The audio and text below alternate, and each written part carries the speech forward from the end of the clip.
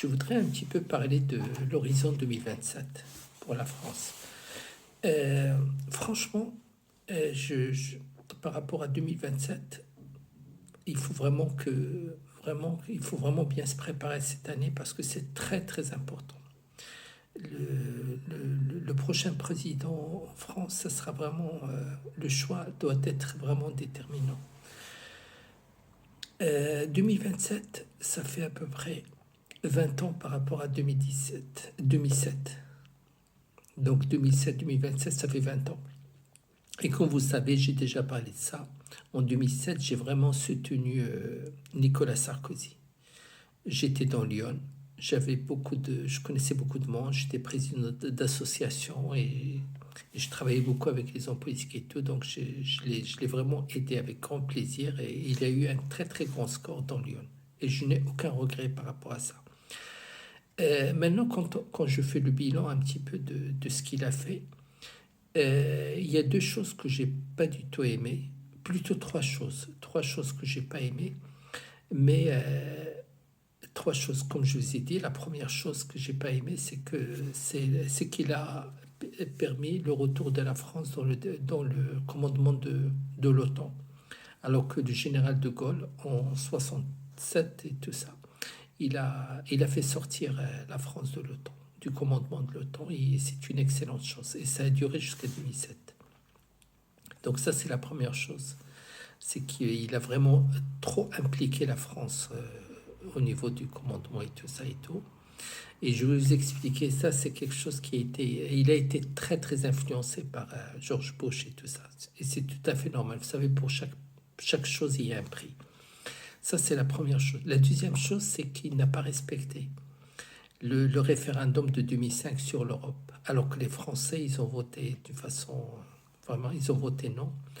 Et malgré tout, il a fait vraiment une mise en scène avec Versailles et tout ça pour faire voter le contraire. Le texte est quand même passé. Ça, c'est la deuxième chose qui était considérée comme une trahison. Et la troisième chose, comme vous connaissez, c'est un petit peu la guerre en Libye. Cette attaque en Libye, c'était pas des choses utiles pour la France et tout ça. Vu sa relation avec l'Afrique et tout ça, elle a perdu beaucoup.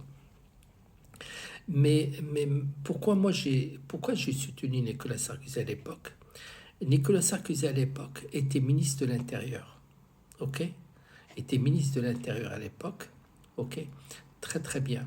Et il avait vraiment une très très bonne relation avec le Maroc, avec Rachida Dati, avec beaucoup de...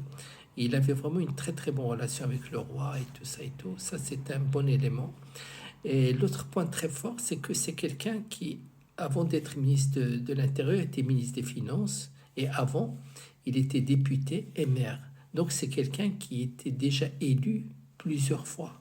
C'est quelqu'un qui était connu à la scène un petit peu au niveau des votes et tout ça. C'était quelqu'un qui était connu par les Français et tout ça, qui a eu une certaine légitimité, parce que le vote, ça te donne une certaine légitimité. Surtout, quelqu'un qui est maire, il était maire à l'âge de 27 ans. C'est quelque chose de très très bien. Donc à partir de là, qu'est-ce qu'on comprend? On comprend que c'est quelqu'un qui avait une grande expérience. Et c'est un président qui voyageait beaucoup. Il avait beaucoup de relations un petit peu à l'extérieur. À tel point qu'on disait de lui, avant qu'il soit président, on disait de lui, c'est le ministre de l'Intérieur qui est tout le temps à l'extérieur. Pour dire à quel point qu'il adore voyager, il adore rencontrer les autres et tout ça et tout. Bon, il n'a pas été réélu en 2012, ce n'est pas une surprise, parce que je vous ai dit, ces trois choses, ça a été vraiment un bilan un petit peu négatif et tout. Alors 2027, qu'est-ce qu'on a sur l'horizon de 2027? On a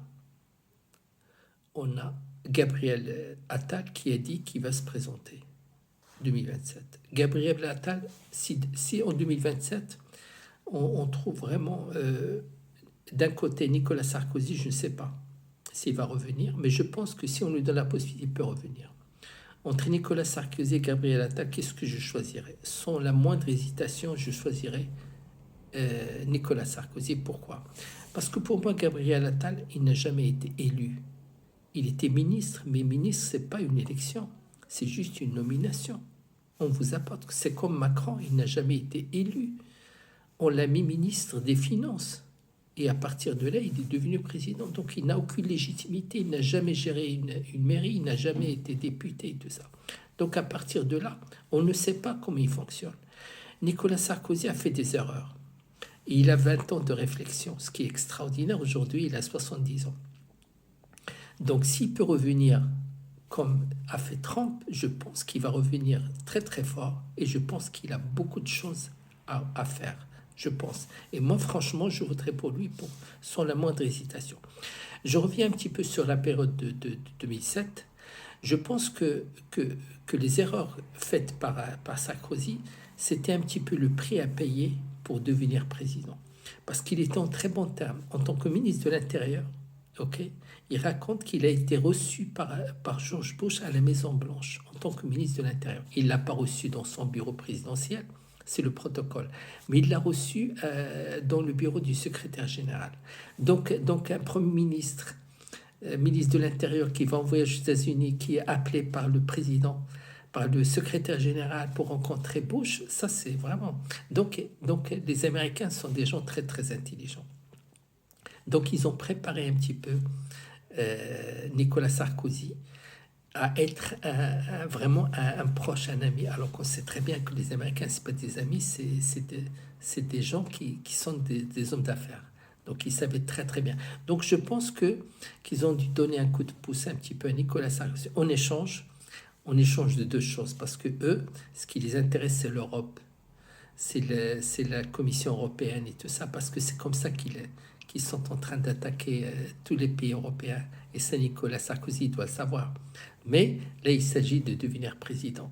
Donc, je pense que pour devenir président, il a dû négocier l'annulation du traité de 2005, du référendum, et aussi de rentrer dans le commandement de l'OTAN. Je pense que cette rencontre avec Bush en 2006, alors qu'il n'est pas président, je pense que c'est quelque chose qui... Et c'est partout pareil. Macron, il a négocié beaucoup de choses avant d'être président. Vous ne croyez pas qu'on va miser sur vous si on n'a rien en échange. Par contre, là, si Nicolas Sarkozy est sollicité pour devenir président, il n'a de compte à rendre à personne. Il a déjà été président. C'est comme Trump. Vous avez un petit peu le recul qu'il a vis-à-vis du pouvoir. C'est quelque chose qui est joué en sa faveur. Donc Nicolas Sarkozy, c'est pareil. S'il revient, je pense qu'il va faire du bon travail. Parce que Gabriel Attal, franchement, déjà, je vous ai dit qu'il n'a jamais été élu. Et en plus, sa carte de visite, c'est quoi? Je suis un homo. Mais attends, il y a un problème là. C'est comme Obama qui a dit votez pour la candidate noire parce que il demande aux noirs de voter tous pour la candidate parce qu'elle est noire. Je suis désolé, vous pouvez pas demander le vote noir pour voter, mais c'est ridicule. Et on peut pas se présenter juste parce qu'on a telle ou telle tendance. Ça, c'est vraiment c'est quelque chose de stupide. On ne peut pas voter pour quelqu'un par rapport à sa couleur ou par rapport à sa tendance sexuelle. Et aujourd'hui, on a l'impression que voter pour moi, je suis homo. Mais franchement, et c'est ça la démarche qui était un petit peu avec la candidate qui était contre Trump. C'est qu'elle s'est présentée avec deux étiquettes. Voilà, je suis noir, votez pour moi. Voilà, et je suis là pour protéger les homosexuels, votez pour moi. Et les femmes aussi. Non, ça ne marche plus. Ça ne marche plus.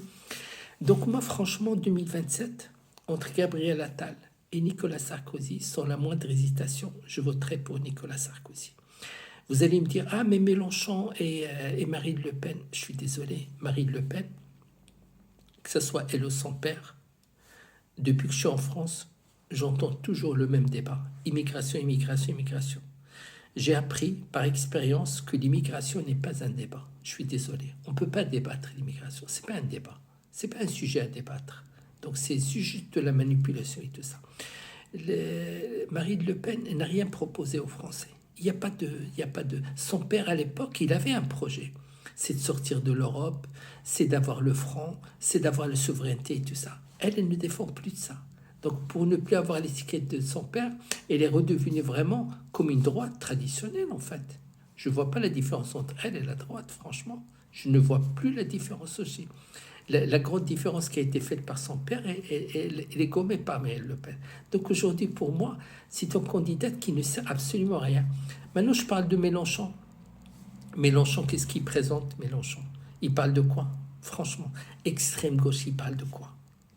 À longueur de journée, il va ramener le problème palestinien en France. Il va parler du drapeau, il va parler de... D'accord, mais je veux bien qu'on parle de ça, mais pas tout le temps. Pas à l'Assemblée, pas mobiliser ça. D'accord, on est en train de dire la France est en train d'aider Israël et tout ça. La France n'aide pas, la France, elle vend des armes à Israël. Elle donne rien gratuitement. Elle vend des armes, comme elle le vend à tout le monde. Elle peut vendre des choses aux Émirats, elle vend au Qatar, elle vend à tout le monde. On ne peut pas lui dire non, il ne faut pas vendre. Donc arrêtons un petit peu de manipuler la masse par rapport à ça. Et ce qui est un petit peu dommage, c'est qu'aujourd'hui en France, on a 8 millions de Français issus de l'immigration qui sont musulmans et qui sont récupérés par cette extrême gauche. Donc ces 8 millions, il faut qu'ils se réfléchissent un petit peu. La France, c'est votre pays, d'accord, mais cherchez un petit peu vos intérêts. Cherchez, vous êtes la plupart des entrepreneurs et tout ça. Vous n'êtes pas vos parents, vous n'êtes pas la génération et tout ça. Donc à partir, ne vous laissez pas influencer. Ne vous laissez pas influencer. L'extrême gauche, pourquoi il ne parle pas de ce qui se passe au Soudan? Pourquoi il ne parle pas de ce qui se passe à l'Ukraine? Pourquoi c'est toujours ça? Ben, tout simplement parce qu'il veut piquer les 8 millions de Français issus d'immigration qui sont la plupart des Marocains et des Algériens qui ont une sensibilité de l'Oumma avec le peuple palestinien. Et donc il les pique un petit peu à ça. Et les autres, ils se laissent un peu piquer et jouent sur l'histoire de la France avec l'Algérie. Donc, c'est vraiment une manipulation inconsciente et ça marche très, très bien. Donc, ça marchait très bien. Mais aujourd'hui, il faut vraiment qu'il soit un réveil. Parce que les démocrates, ils ont toujours manipulé les latinos, les Mexicains et tout ça, ils votaient toujours démocrates. Cette année, pour la première fois, ils ont tous voté Trump. Et ça a été la grande surprise. Oh, comment ça se fait que ces immigrés, nous on adore les immigrés, on les fait venir et ils ont voté Trump. Lui qui n'aime pas les immigrés. Ben, à un moment donné, ces immigrés, ils sont plus immigrés, ils sont entrepreneurs, ils ont des enfants et ils se comportent comme n'importe quel autre Américain, comme n'importe quel citoyen. Donc c'est ça que je veux que cette génération un petit peu des musulmans en France, il faut qu'ils voient les choses comme ça. Il faut les choses comme ça. Tabarakallah alaykum.